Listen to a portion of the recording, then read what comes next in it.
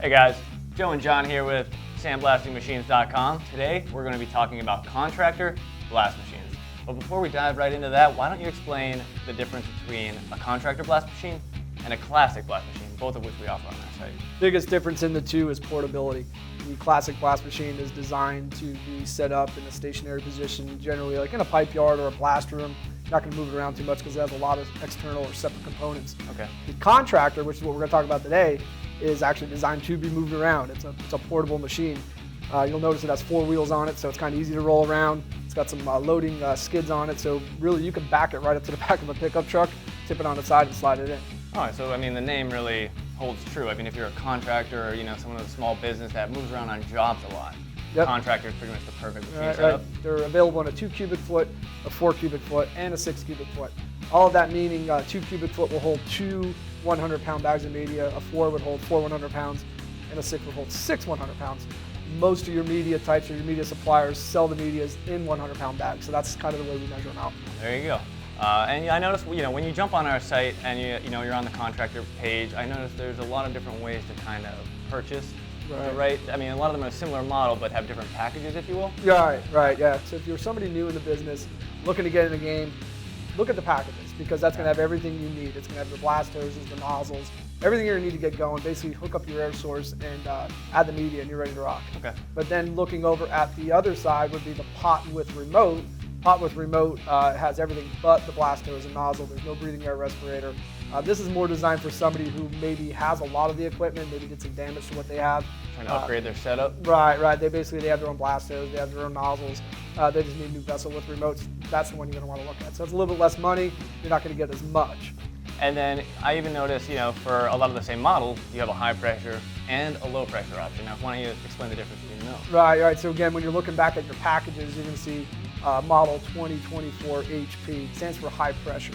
High pressure has nothing to do with the pod itself. It has everything to do with the respirator. So that package is coming with a high pressure respirator, meaning you're going to feed it from your air compressor. So the same air compressor you're feeding the pot with, you're going to be feeding the breathing air as well. It's going to go through a filter, CPF20 filter, and out to the operator. All right, perfect. No, and then jumping on to low pressure, or LP. Yeah, LP, right, that's the low pressure. Low pressure system, that is taking into account, or assuming that you have an ambient air pump. So you have a separate air source other than your air compressor. A lot of guys would want to go with an ambient air pump because it reduces the risk of carbon monoxide, or the air being fed to the operator. There's a reduced risk of carbon monoxide. We always recommend you do use a CMS3 or a carbon monoxide monitor. It takes the risk out for the operator. Most of your air compressors out there are oiled air compressors, so there's a chance that oil could break down and actually produce carbon monoxide and pump it right into the operator. An LP system reduces that risk. Doesn't eliminate it, but it reduces it. Okay, and I know all the contractors come stock with a Millennium valve. Now, why don't you explain that, because I don't think that is as common for something in the Classic. Right, It comes with an FSV. Right, what you're looking at on a Millennium valve, the Millennium valve is your inlet and outlet. So that is your air in and air out. So when you're pressurizing your pot, your inlet's going to open, allow air in, pot's going to pressurize, pop-up valve's going to fire, you're under pressure. When you let go, the opposite side of that Millennium valve is going to open, allow the air to escape, close off the inlet valve, and you're going to depressurize. You can almost picture it like a piston engine, like a V-twin piston engine. Okay. One side's opening, the other side's closing. That's really how the Millennium valve works, letting air in and letting air out, all through one valve, 2 separate sides.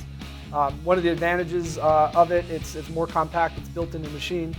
Both sides are serviceable. Oh, okay, so yeah, I was going to say if one side goes down, we got it covered? Right, yeah, we sell a service kit for both the inlet and the outlet side, so 2 separate service kits, depending on which side you may have done some damage, and it's a normal wear item. Okay, and then I noticed too, just jumping in, on the left-hand side when you're on the contractor page, we have a filtering option for the manual quantum valve. What is with the stock valve? How does that differ from the Classic? What kind of things are we looking at? Like you said, the contractor is going to come stock with a manual quantum valve. Most of your Classic machines are going to come stock with a flat sand valve. The advantage to the manual quantum valve is it can be used with most common abrasives, minerals, slags, and metallic. When you're looking at a flat sand valve, it'll do mineral and slag. It is not recommended to be used with metallic. So going with the contractor equipped with the manual quantum valve, you're going to get a lot more versatility, a lot more different abrasives you're going to be able to use. Okay, so basically if you have an FSV, no metallic. Correct. All right, perfect. Well, I mean, that really kind of explains a little bit about the contractor machines. Thanks a lot for that, John. And again, you can find all of our contractor blast machines from the pod only all the way up to the package on sandblastingmachines.com under our blast machine section. And for John, I'm Joe. Thanks for watching, guys. Thanks, guys.